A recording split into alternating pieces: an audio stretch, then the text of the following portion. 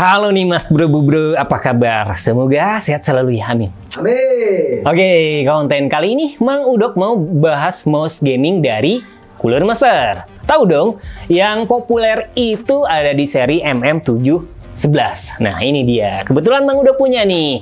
Nah, saking populernya, ini dijadiin promosi. Harganya itu turun nyampe 200 ribuan. Kalian dapat nggak? Cuman masalahnya itu ternyata nggak semua orang suka dengan desain bolong-bolong ini.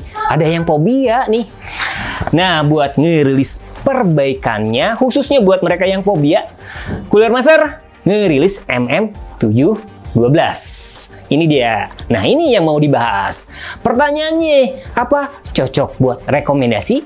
Feel-nya dapat nggak kayak MM711 ini? Penasaran dong? Sama Mang Udok juga penasaran? Jadi, pantengin terus video ini, oke?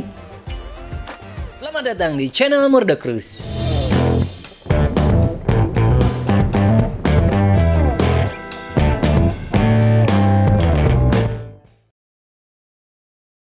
Oke bro, mouse gaming MM712 ini punya harga kisaran 649 ribuan saat Mang Udok cek di official store lewat Tokped. Beberapa toko lain malah ada yang nawarin harga di bawah 600 ribuan. Nah, menurut Mang Udok pribadi sih harga segitu terhitung murah. Kenapa gitu? Yang pasti mouse ini punya fitur combo buat konektivitas. Malah sebenarnya triple sih. Artinya mouse ini nyambungnya bisa pakai wireless 2,4 GHz, terus Bluetooth yang udah support 5.1 atau kabel USB. Beda banget sama MM711 yang masih ngandelin kabel sepenuhnya buat connect. Dan hebatnya lagi nih, mouse ini nggak pakai baterai terpisah.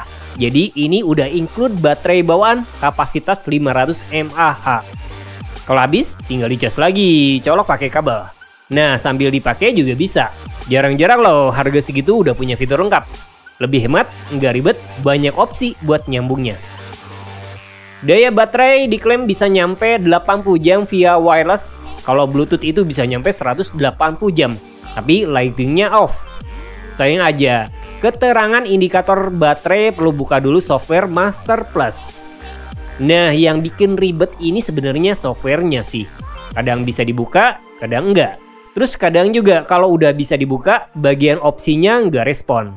Kayak ada bug gitu. Jadi perlu ada perbaikan serius nih dari Cooler Master. By the way, buat connect antara mode wireless, kabel sama Bluetooth itu, tombolnya ada di bagian bawah mouse. Dan itu juga termasuk tombol DPI. Nah, ini yang juga disayangin. Tombol DPI bagian bawah bisa ngurangi fleksibilitas buat gamer yang pengen ngatur tombol DPI lebih cepat. Apalagi jika kasusnya kalian sedang main game kompetitif. Kalau seri MM711 kan ada di bagian atas, lebih mudah aksesnya. Kalau desain sih menurut Mang Udok pribadi nih, kayak ada banyak pengorbanan gitu biar ngejaga harga tetap terjangkau. Kalau kompak sih ya mudah dipakai, ringan sama fleksibel juga. Beratnya cuma sekitar 59 gram. Dipakai buat tangan kiri juga bisa. Terus mouse ini lebih cocok buat user yang punya tangan kecil dengan tipe palm atau grip. Cuma materi bawaan dirasa agak kurang. Jika dibanding MM711, kualitas MM711 dirasa sedikit lebih baik. Finishing warna juga agak kurang. Nah, itu kelihatan banget pas Mang Udok cek bagian bawah. Bagian stikernya agak kurang rapi, warna juga agak pudar. Terus estetika juga dirasa agak terbatas.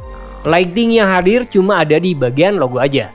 Belum RGB sama efek lightingnya juga terbatas. By the way, ngatur lightingnya itu cuma eksklusif bisa pakai software Master Plus, nggak bisa pakai software lain.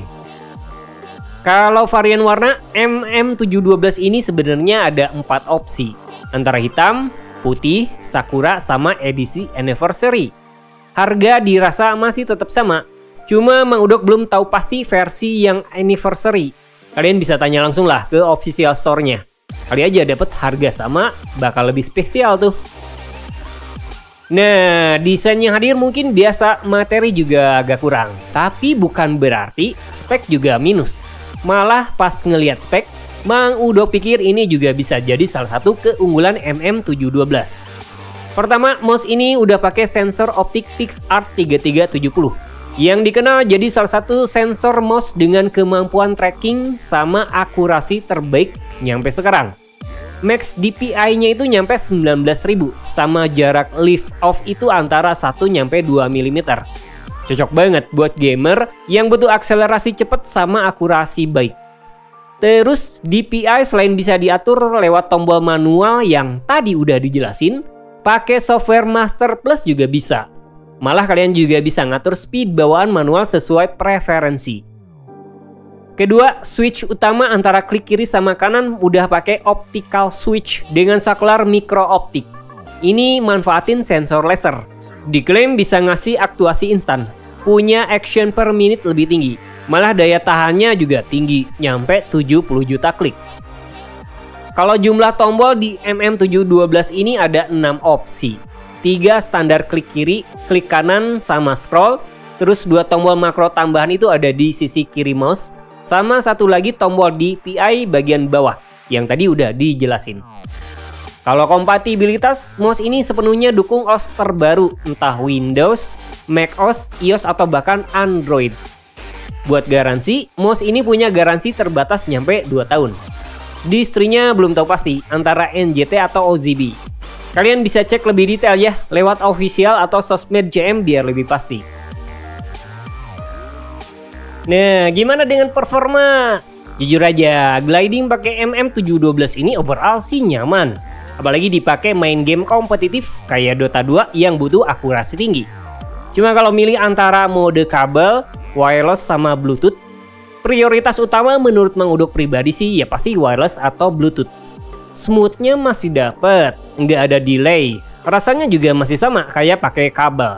Terus nggak khawatir juga gerakan bakal kebatas. Kalau pakai kabel kayaknya ada yang ngebatasi gerakan. Terus karena kabelnya terlalu ringan, yang justru ini malah bisa bikin kesan berantakan. Maksudnya mungkin oke biar lebih fleksibel. Cuma menurut Mang Udok pribadi justru nggak terlalu nyaman. Tapi gimana kalau dibandingin sama MM711? Smoothnya sih masih sama, cuma MM711 lebih nyaman dipakai berlama-lama. Ukurannya sedikit lebih besar, jadi nggak gampang cangkel kata orang Sunda mah, atau pegel lah. Kalau MM712, pakai berlama-lama kayaknya agak kurang. Tapi sekali lagi, ini sebenarnya preferensi pribadi sih. Kalau overall sih nyaman. So is it worth it? Mouse gaming MM712 dari Cooler Master ini pastinya masih oke buat rekomendasi gamer modern. Buat pengguna casual juga bisa. Harga ramah, konektivitas melimpah, ringan, sama kinerja juga solid. Ini bisa jadi opsi lain buat mereka yang gak terlalu suka dengan desain MM711 yang berlubang. Apalagi buat kalian yang fobia. Sayang aja harga murah ada banyak pengorbanan. Kualitas materi nggak sesolid MM711. RGB lighting juga terbatas. Terus tombol DPI posisinya ada di bawah. Aksesnya nggak seinstan MM711. Dan software pendukung kayak Master Plus juga suka ngebug. Kadang bisa dibuka, kadang enggak. Itu sih yang bisa jadi catatan kalian. Jadi itu dia ulasan singkat mouse gaming MM712. Nggak semua bisa diungkap, tapi semoga bermanfaat. Jangan lupa like dan subscribe-nya.